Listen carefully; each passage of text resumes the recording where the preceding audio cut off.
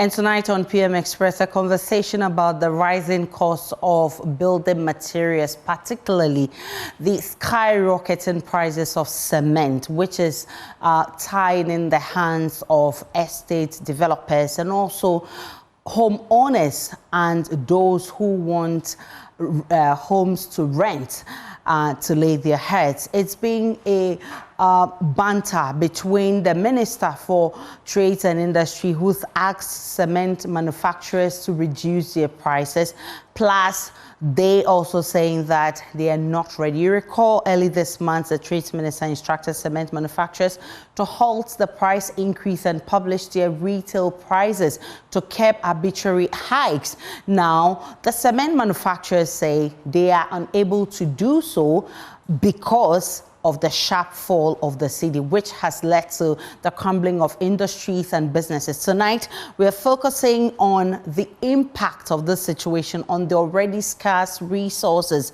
housing, as we break down the components and also take you through the cycle. So this is it, the genesis of this whole cement business controversy.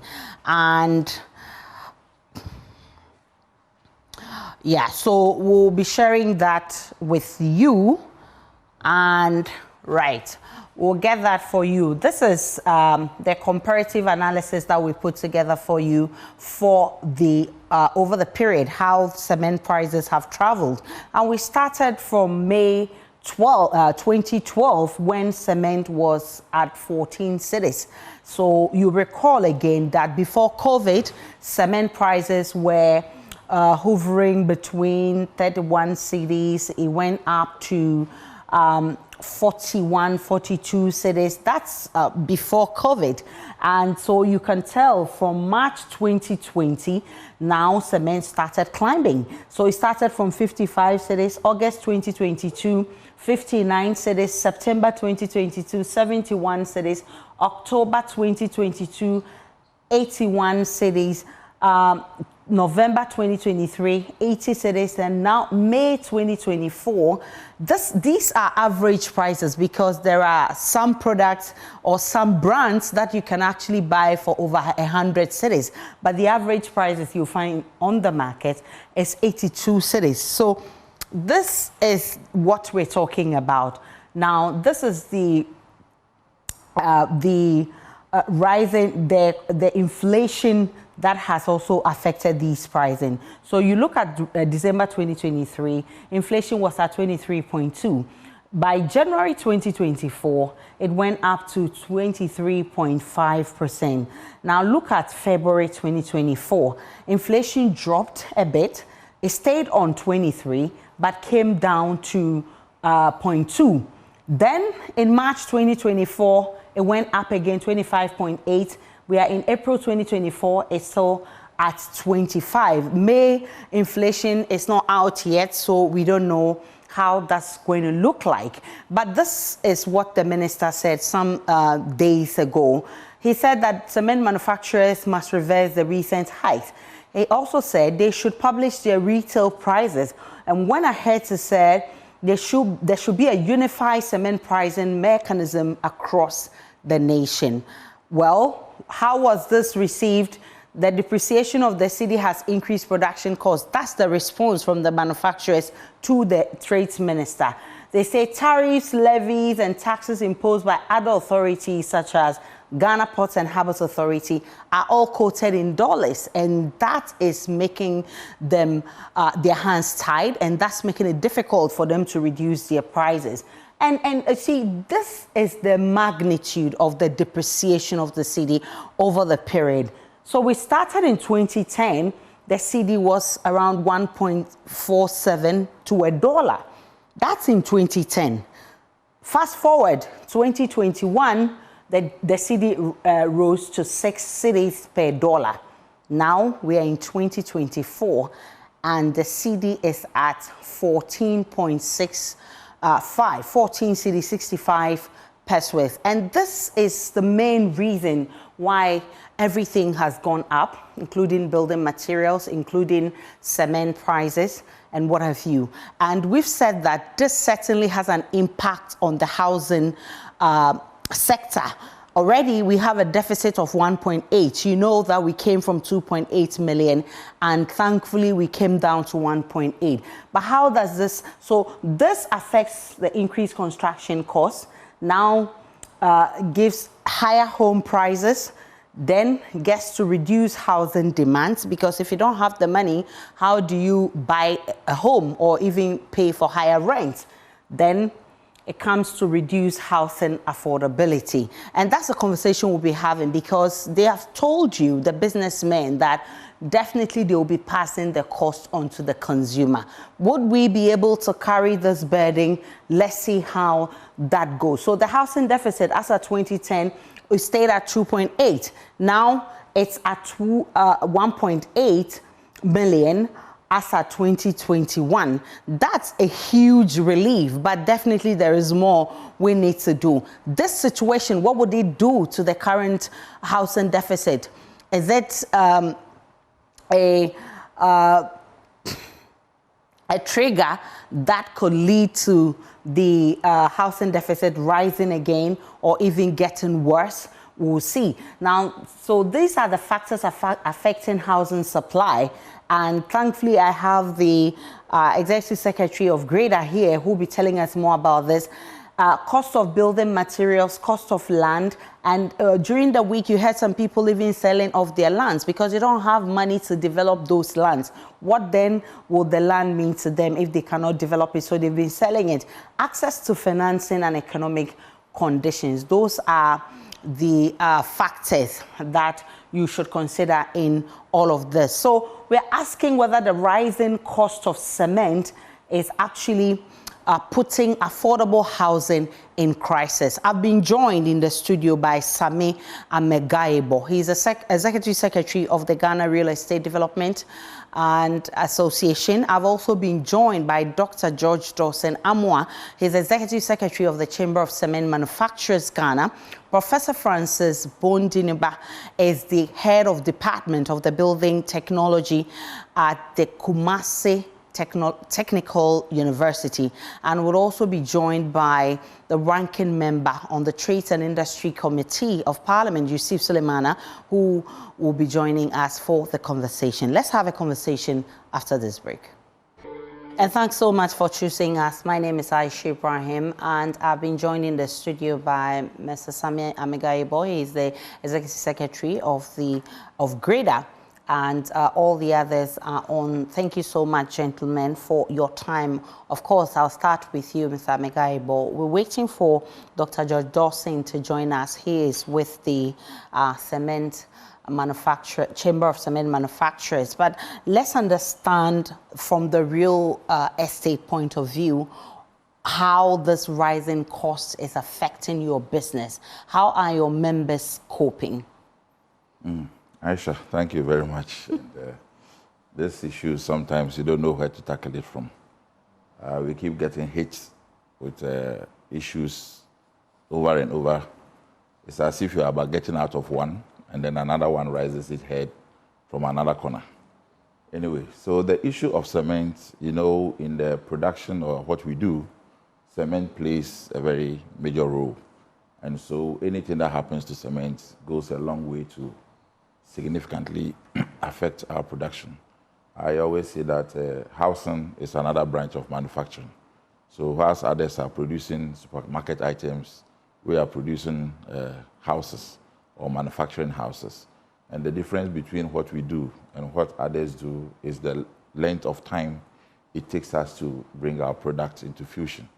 And so when you have a situation where within a period, I was really looking at the way you were going about the graph in terms of the period of price increment and the inflation and everything. And I said, like, you've solved our problem for us. I mean, it's very clear that if it takes me 6 months to 1 year to put a house together, and I am saddled with this rising, you know, prices in between, and the inflation, and then the Cedi dollar exchange rates, obviously, it's not good for us. And so you start, the typical situation is that you start a housing project, the foundation up to the floor level, what we normally call substructure, you buy cement at 50 cedis. And then when you are done and you are building the block work to lintel level, you are buying cement at 60 cedis or 65. When we are doing up to the roofing level, then you are buying it at 70, plastering 80. You are doing the floor finishing and other things, you are buying it at 90 or 100. I think you can just see the difficulty in putting the costs of the house together and even how to price it and sell it to your will-be buyers is a problem. So the way we are able to manage some of these situations usually is how we index our pricing to the dollar. People think that the developers are interested in receiving dollars from people. That's not the reason. The main reason why we do that is to cushion us against the shocks that we experience over the period of our production lifeline. And so that is how we are able to mitigate the situation a bit. If the prices on the international markets is also affected, that one, the dollar exchange rate will not do anything because the price itself has gone up. And then the product comes into the country, as Dr. Dawson alluded to the fact that even the import duties and all the taxes that they pay, most of them are dollar rated, rates. And so it goes a long way to affect production at all levels. Prof, let me bring you in.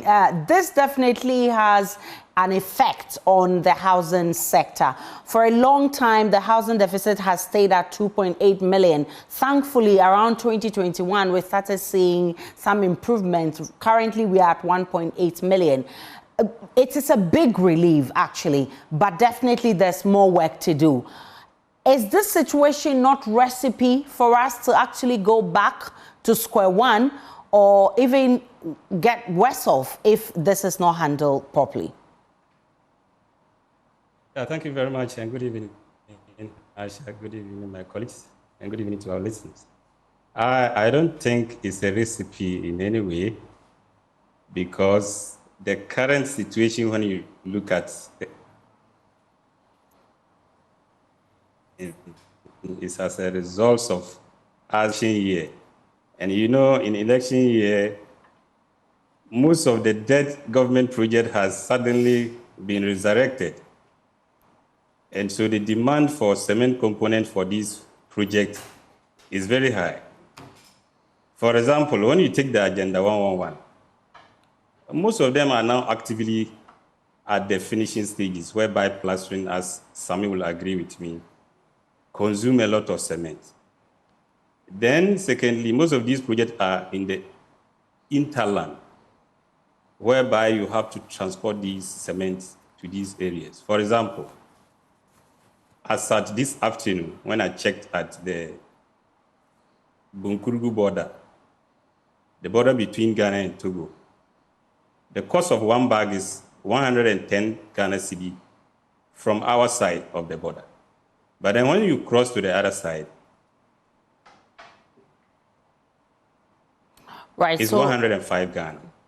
And so basically it's because transportation. Please, can you hear me? Go ahead, Prof. Great.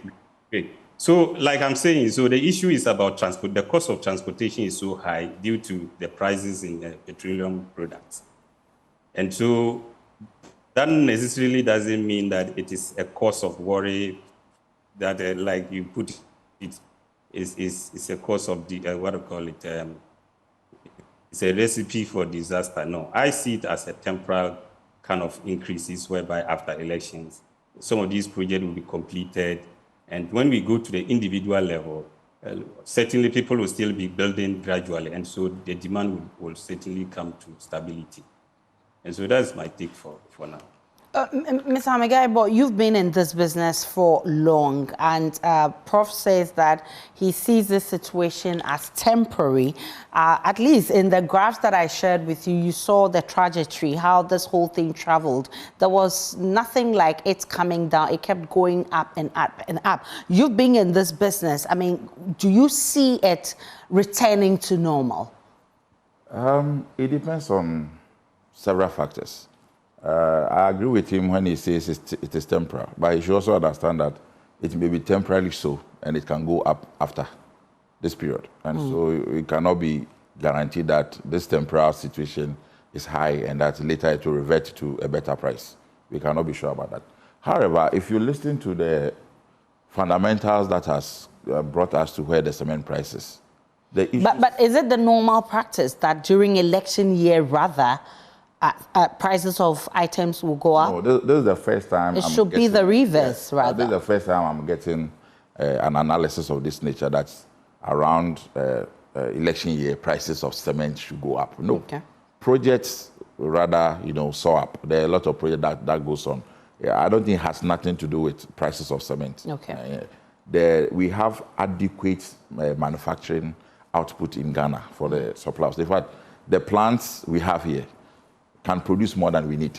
And so that's even a problem for the manufacturers because their plant is idle based on what they can produce out. They are not able to produce because the market cannot absorb what they have. So for me, I don't think it is because of a massive project that is taking place. We can do it. The manufacturers can do it. So the issues are the fundamental issues that the manufacturers kept complaining about. And this started right after COVID. And the issues are about 5. I think the first one they complained about was how the cost of freight suddenly went up by 300% from the original price quotes that they used to work with. And then they also said that cement itself, the clinker, was going up on the international market. And then because of the COVID, there were some, people playing with the prices because of shortages here and there. Certain plants were not working, so the prices were going up. And then they also raised the issue of the Cedi dollar exchange rates, which has not gone down since, they started complaining. It keeps going up. And then now Prof has introduced another one that I have never thought about it, which has got to do with the internal transportation. Okay. And that the more the fuel prices go up, obviously it affects internal transportation. So that has also affected. Formerly, you see prices between cement manufacturers about a cedi or 2. Okay. Now you can see significant figure differences, 5 cedis, up to 10 cedis difference in manufacturing. Okay. And then we have 2 main products, 32.5 or 42.5. Also, the price differences used to be a cedi or 2. Yeah. Now it is about 10, 15 cedis difference. And these are very huge margins that we were never used to. Yeah, because if you have 10 cedis on one product, and you are looking at about 1,000 bags of cement. And 100 bags of cement, then you're talking about a lot of money. Exactly. So it is really affecting capital.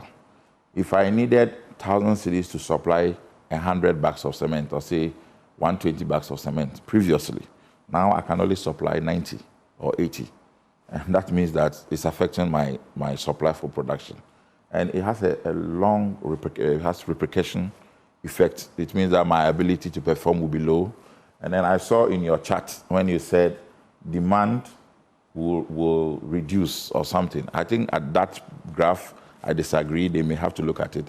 Supply, demand might be same or might even go up. Okay. It is rather the supply that cannot be met. Why so? If I don't have the money, I still cannot go. No, you will not say to me that you don't want the house. Okay. You will stay quiet because you cannot afford. Okay. But for me, we know the numbers. We are supposed to supply onto the market to beat a particular target. So for demand, I don't think nothing much will happen to it. So as we speak, your demand hasn't gone down. People have not stopped actually asking that. No, build me a house. I want to purchase a house. It's debatable. Okay. It's debatable. The demand or our deficit is too huge for us to start talking about the fact that people don't want houses. Okay. Irrespective of the market situation, people will still want houses. And as you know it, our deficit is in the affordable and low, the lowest bit. It's not about the medium to upper class. Okay. We are okay there. The affordability issue is where we are. Okay. And people want houses. As I stepped into this studio, most of your crewmen, everybody says, I'm a guy, but I want a house, I want a house. So the demand, I want a house. Yeah, you even said it. So for the demand, I don't think it has been affected in any way. People still want houses, irrespective of their prices. And there is just the purchasing power, which will be of an issue. So what we are not able to do is rather to supply. So if you demand and your affordability has gone down, You still want it. It's just that your purchasing power has reduced. Yes, that's the point I'm saying, that demand may not be seriously affected. But if you don't have the money, you can't make the demand. Because if I could buy a house at 800,000 previously, and now I need about 2 million to purchase the same house, that means I can't purchase because I don't have the purchasing power. So I can't make the demand. Well, I said that one is debatable. Yeah, but I think our concern has to be with the supply, how much we are able to put on the market for people to buy. And that is where the issue of high price of cement is seriously going to affect our output. And that must be addressed as much as possible. Yusuf Suleimana is the ranking member on the Trade and Industry Committee of Parliament. And recently, when the minister gave that directive, you said it's unlawful. How so? To what extent is this unlawful?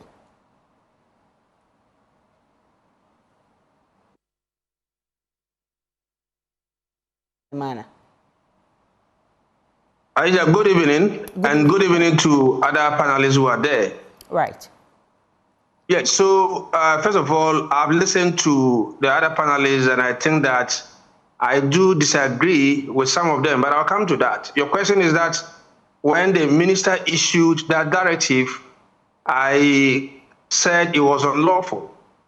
Yes, it's unlawful because we are in a very competitive market environment. And so you cannot just sit in the office and issue a statement and say that cement manufacturers should reduce their prices. And then the next day you see them doing that. You need to engage them further. You need to be listening to some of the challenges that they are going through that leads to high prices of cement. Once you do that, it is possible for you to reach a compromise position where they'll be willing to reduce prices. Now, I've listened to the other panelists, and yes, there are so many factors, but I want to group them into two main factors.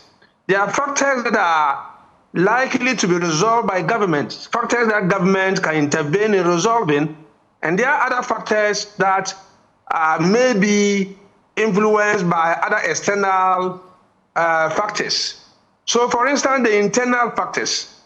Today, as I speak to you, government has imposed what they call fumigation levy of 0.50 USD per ton of clinker.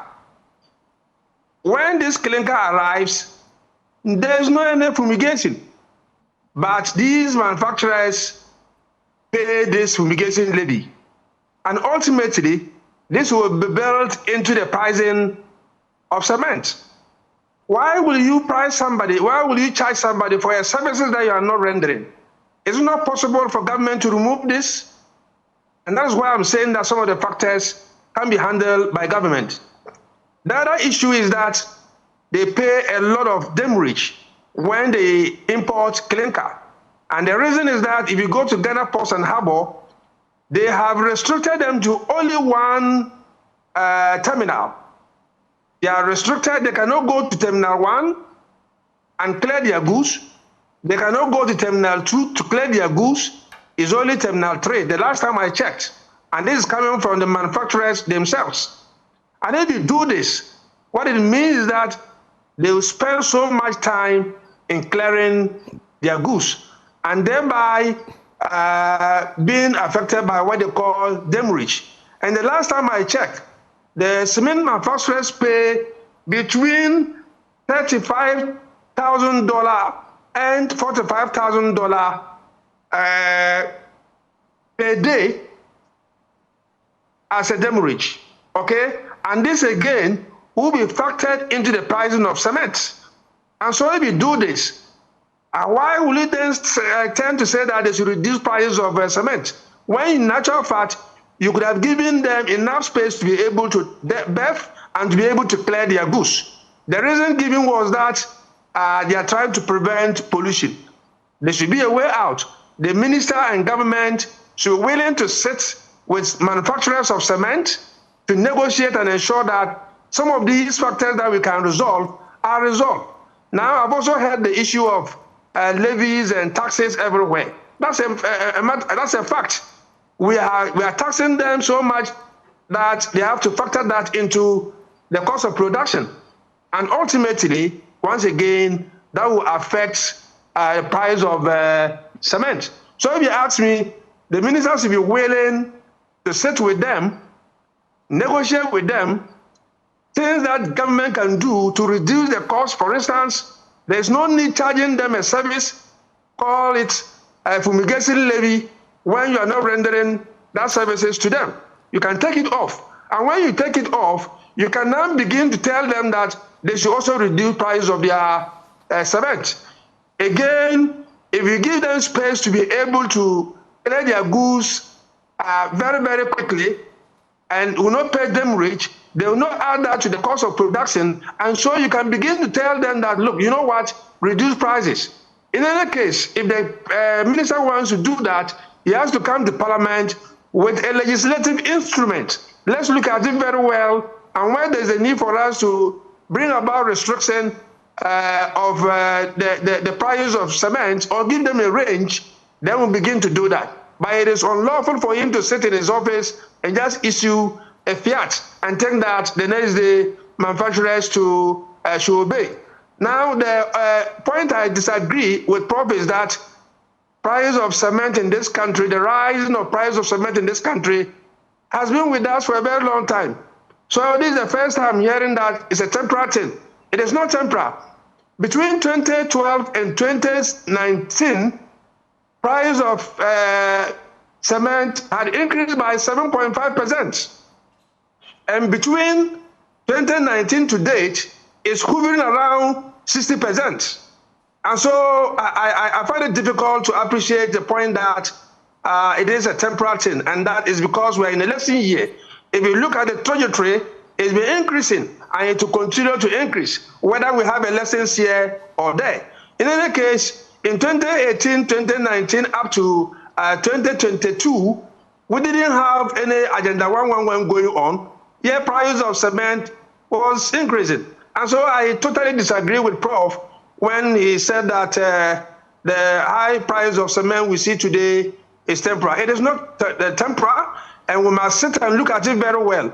We all know that prices of buildings are also going up. It's because of the cost of cement.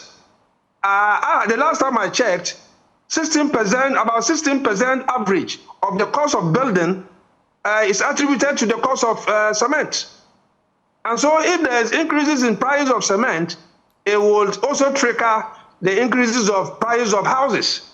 And therefore, it will even affect the cost of living, because then people find it difficult to be able to afford accommodation. And so this is a very important matter, and we must sit and look at it holistically.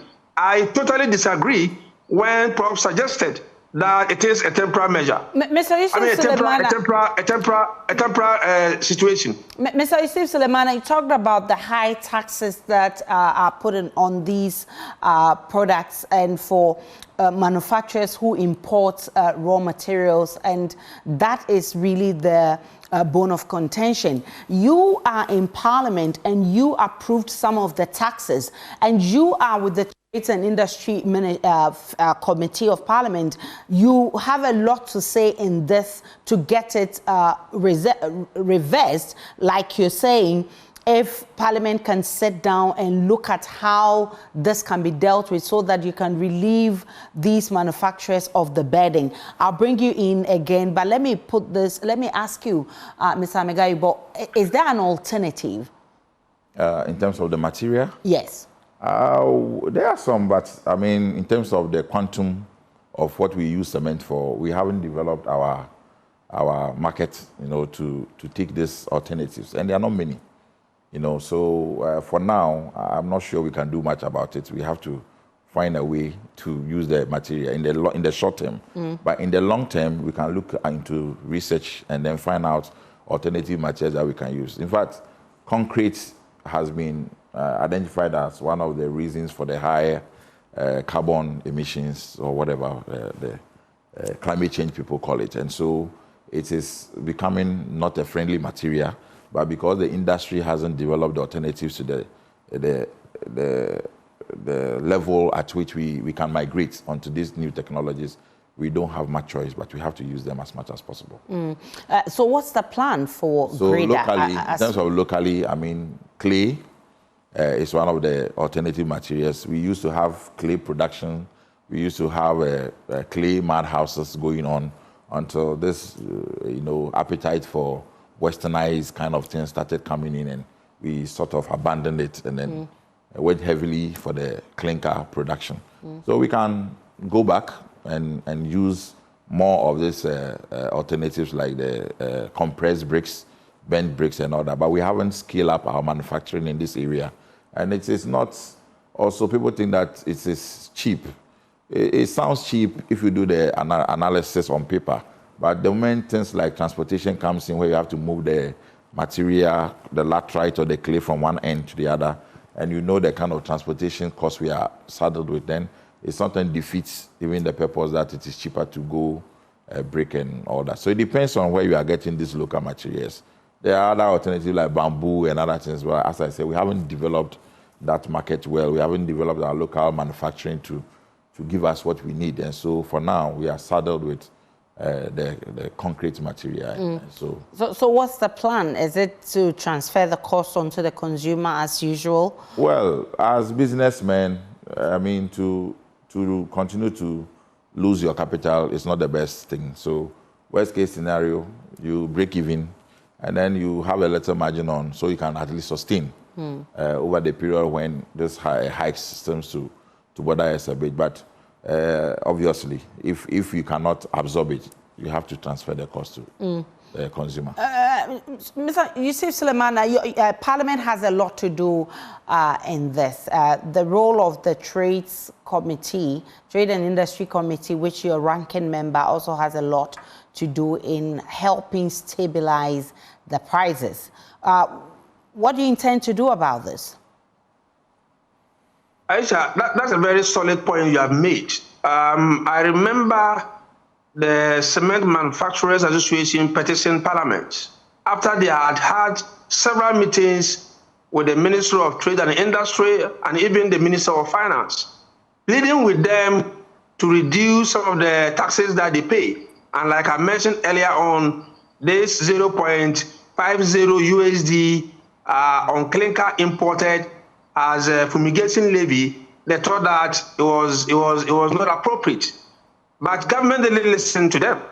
And it's on record that I read a statement on the floor of Parliament calling on all of us to reason with cement manufacturers and to negotiate with them to ensure that we reduce the cost of production so that they can also reduce their prices.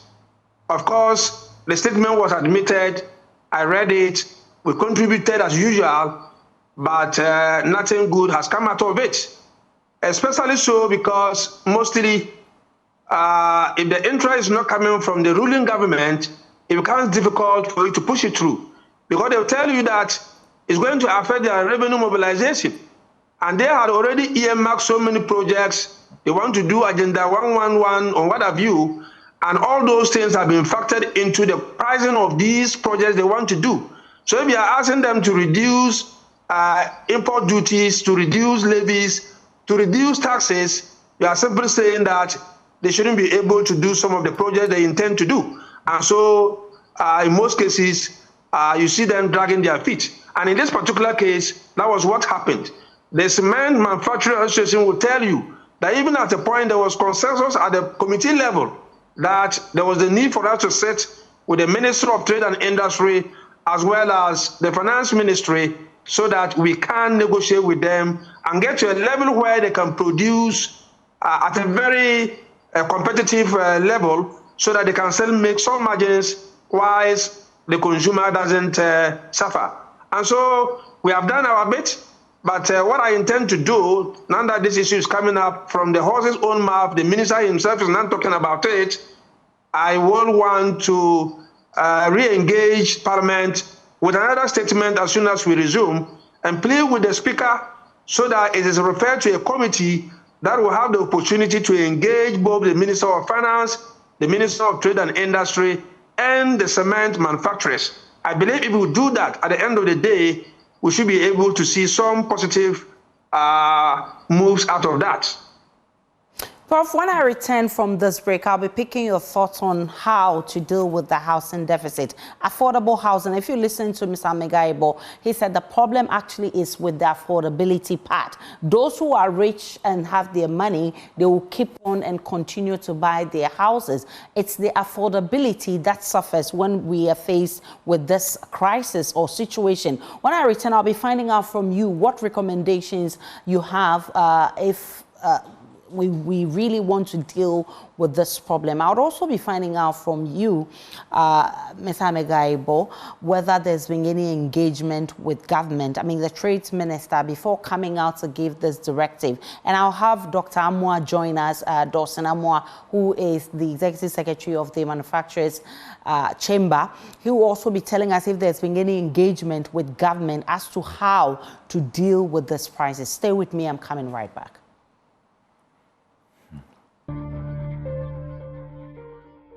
Welcome back to PM Express. We are discussing the housing deficit, the rising cost of cement prices and its impact on the housing sector.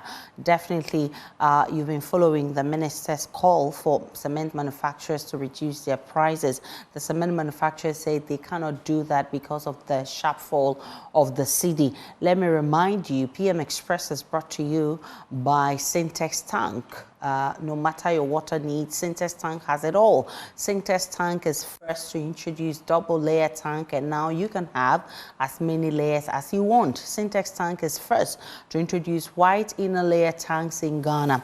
We now introduce to you the customer specs order, which lets you order any color and size of preference. Syntex Tank gives you the longest warranty of 7 years, which no other tank gives you in Ghana. So whatever your water consumption, size of project or demand, choose Syntex Tank. We have agents nationwide. Call Syntex on 0244 335 168 or shop online at syntexgh.com. Syntex Tank, a year strong, a year tough. Mr. Megaibo, so just before we went on that break, Yusuf Sulemana made the point that the minister has to sit with stakeholders and agree on how to deal with this challenge and not just issue a directive, thinking that everybody will just follow that. Have you had any engagement with government on this? There are some platforms. So, for example, at the Ministry of Trade, there is a Portland Cement Monitoring Committee. I have served on it 2 terms. And during my tenure, I did it with Dr. Dawson. Okay. He was also on it at the same time that I was on. So we are privy to what the cement manufacturers go through. And I have visited every cement plant in Ghana. I know what it is. And so at that level, Grader is represented on as a user. We have Guta even represented on Ghana Ports and Harbour, Ghana Standard Board, and then other people that are on it. And unfortunately, the last time I had a check from our member on the committee, he told me that meetings seems to have dropped a bit. And before this directive was given, I actually called to find out, not from him, even from other committee members. And they said that there have not been engagement on this subject at the committee level. And then, based on the petition from the cement manufacturers, we were invited to Parliament for a whole day meeting where Honorable Adongo was the one who did a co-chair with Honorable Kweku Kwatin. And they took us through a thorough, the issues the cement manufacturers brought. We as consumers or users also brought what the issues are. They asked us questions, very important issues, asked us on advice on what we think can be done in relation to all the things that Honorable spoke about. In fact, the fumigation issue was discussed there. The cost of demurrage was also discussed there. And then the issue about the level of taxes and all that. And so we were expecting that after that whole day session on how best we can all agree on how to go forward with the cost of cement, we were shocked that nothing came out of that meeting. I checked with Dr. Dawson some time ago to find out whether after that meeting there was any follow-up. He said no, nothing that he reported to me. So maybe when he comes on, we can ask him.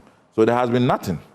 Only for us to wake up one morning to see that there's a directive. And this directive It was issued sometime last year, but somehow it didn't get media attention. Okay. And I think it was kind of revised. The wording was revised a bit, and then it was reissued again. So now, before it has taken the dimension that we see. So at that level, we have engaged, but the response from the side of government, nothing has come. Okay. That is why we were surprised. And as Honorable put it, before you give those directives, we were also expecting to see that in that directive, government would have also itemized a few points and said that for me to also come onto the table, for all of us to come to the table and agree on how we can reduce the prices, I am, or government, we are ready to what?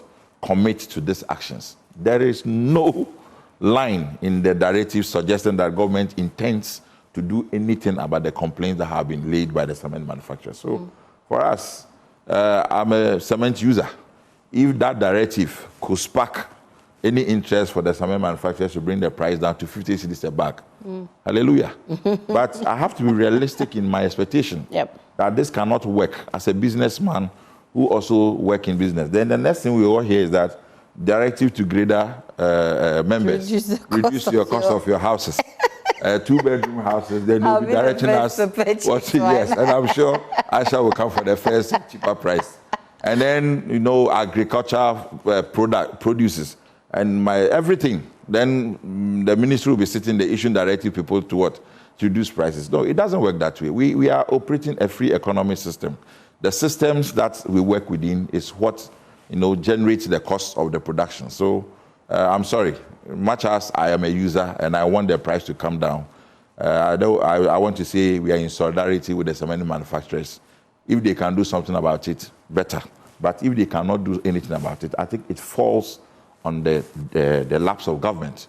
Because the local things, as the Honorable said, there are certain things that are local.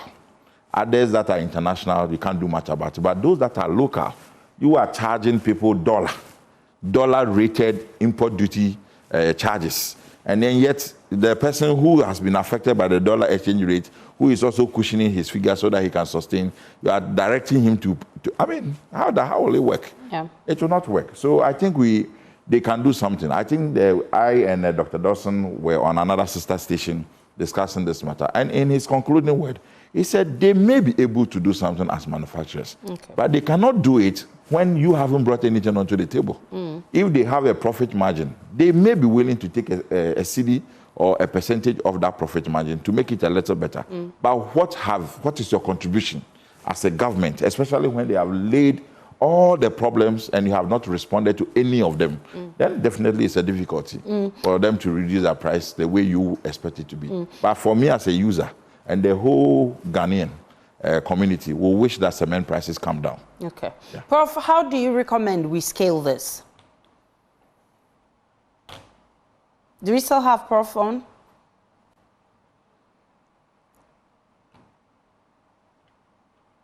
Prof?